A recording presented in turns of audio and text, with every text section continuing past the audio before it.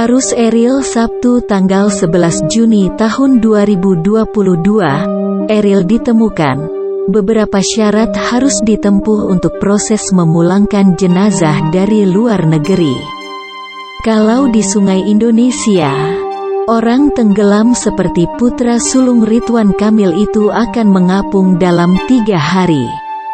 Maju sehari atau mundur sehari. Sedangkan jenazah Emeril Khan Mumtaz baru mengapung setelah 13 hari. Eril, begitu nama panggilannya, memang tenggelam di Swiss, di negara dingin, di sungai yang Anda sudah tahu, Are. Suhu di dalam sungai itu, untuk musim seperti ini bisa 5 derajat Celcius.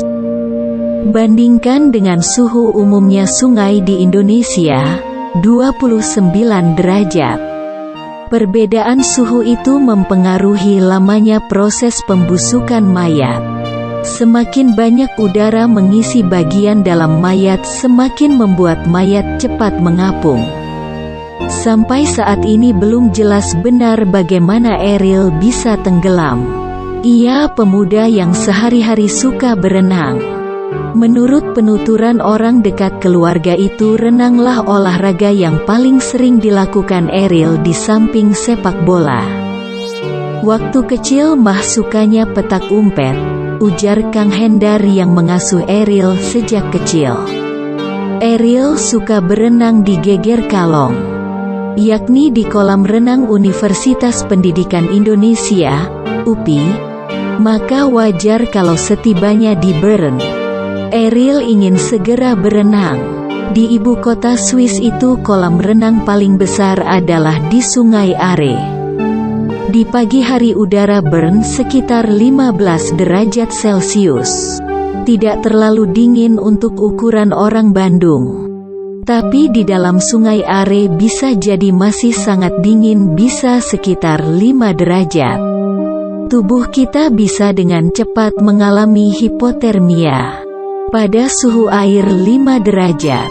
Kalau menyelam harus sudah memakai pakaian khusus, dry suit, yang bisa memberikan thermal insulation bagi tubuh kita dari air sekeliling kita yang dingin. Kota Bern sangat indah memang di ketinggian sekitar 550 meter. Kota ini praktis di lereng gunung yang hampir selalu bersalju. Air lelehan salju itulah yang mengalir ke Are, yakni sungai yang panjangnya lebih 200 km untuk kemudian bermuara di Sungai Rhein, menuju laut di utara Jerman. Sebagai mahasiswa teknik mesin IT, hampir lulus. Mestinya Eril tahu logika-logika itu. Memang sungai ini, mestinya, tidak punya arus yang kuat. Ia tahu itu. Air Sungai Are ditahan oleh dam. Tidak terlalu jauh dari lokasi Eril berenang ada dam terkenal, Marzili Freibad.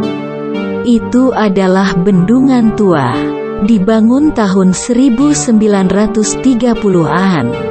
Banyak bendungan seperti itu di sepanjang Sungai Are, yakni untuk mengendalikan banjir, mengurangi erosi, menghasilkan listrik. Arus deras air Sungai Are harusnya dihentikan oleh dam seperti itu.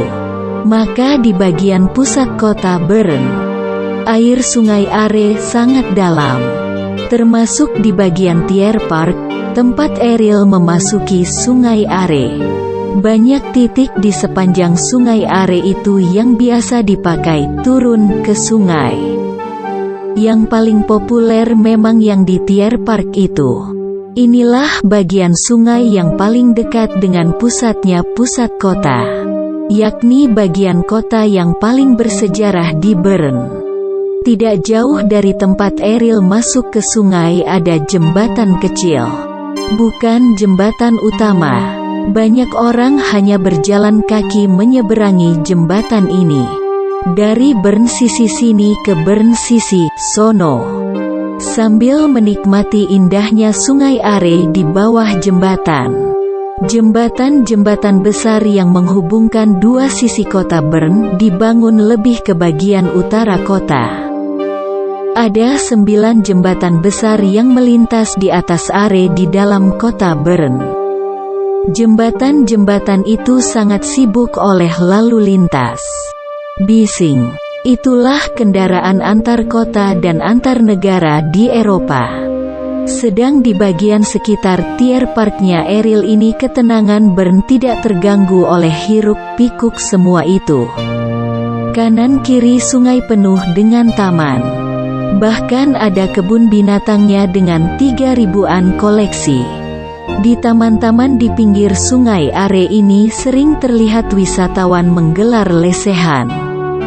Duduk-duduk di situ, melamun, telentang di situ, berjemur, terutama di musim hangat seperti sekarang ini. Di taman-taman pinggir sungai itulah beberapa papan besi dipasang. Isinya pengumuman, ditulis dalam beberapa bahasa, tidak ada Jepang, Mandarin dan Indonesia. Bunyinya, baca sendiri. Terutama bahasa yang paling atas itu. Eril memenuhi syarat papan pengumuman itu. Ia muda, perenang, pintar, sudah punya pacar, pasti tidak mau pacarnya kehilangan dirinya. Dan cuaca baik-baik saja. Sangat baik, sejuk, cerah, indah. Di sepanjang pinggir sungai Are juga tersedia pelampung. Banyak, gratis.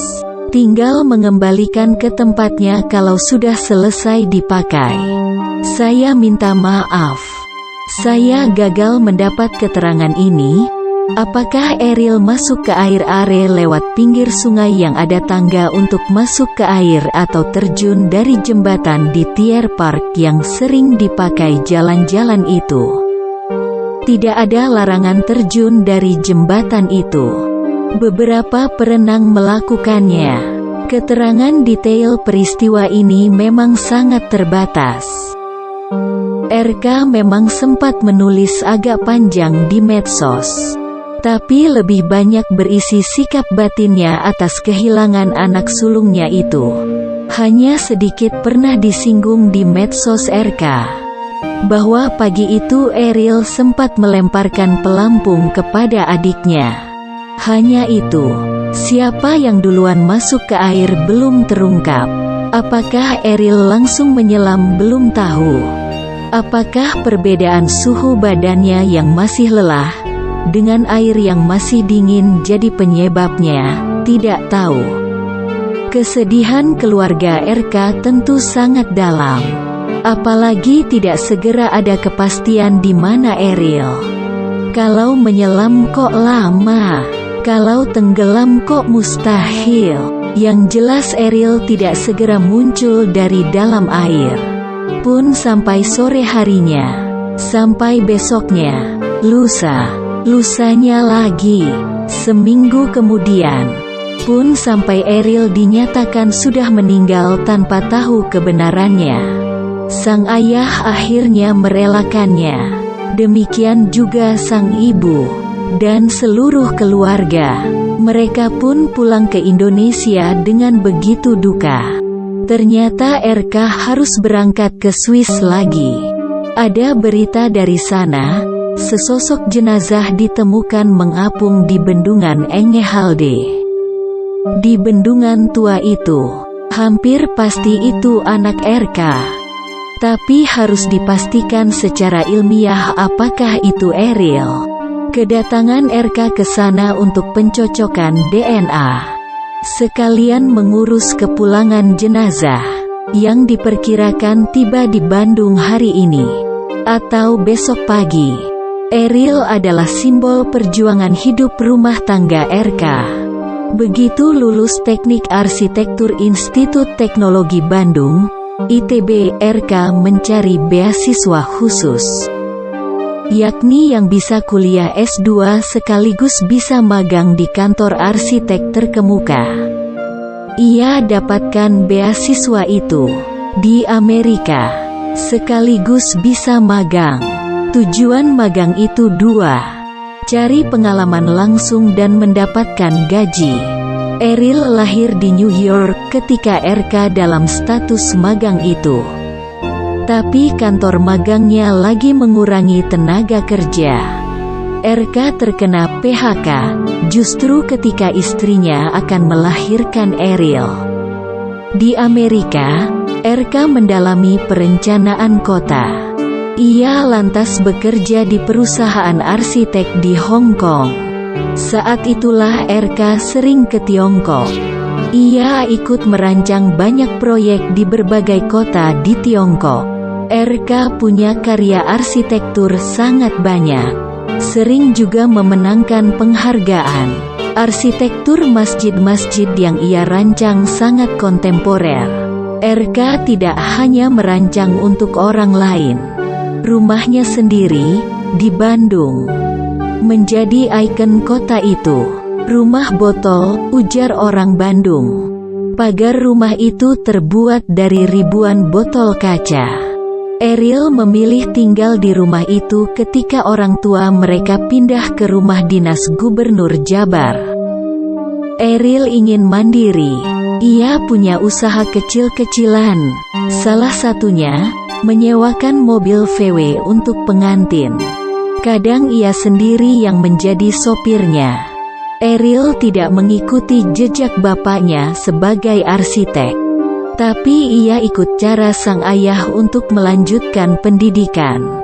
Ia ke Swiss antara lain untuk mencari beasiswa S2. Ia akan berhasil seandainya tidak tenggelam pagi itu. Sudah garis tangannya. Lahir di Amerika, meninggal di Eropa. Selamat jalan Eril, semoga amal ibadahnya diterima oleh Allah Subhanahu wa Ta'ala dan ditempatkan di surganya. Amin.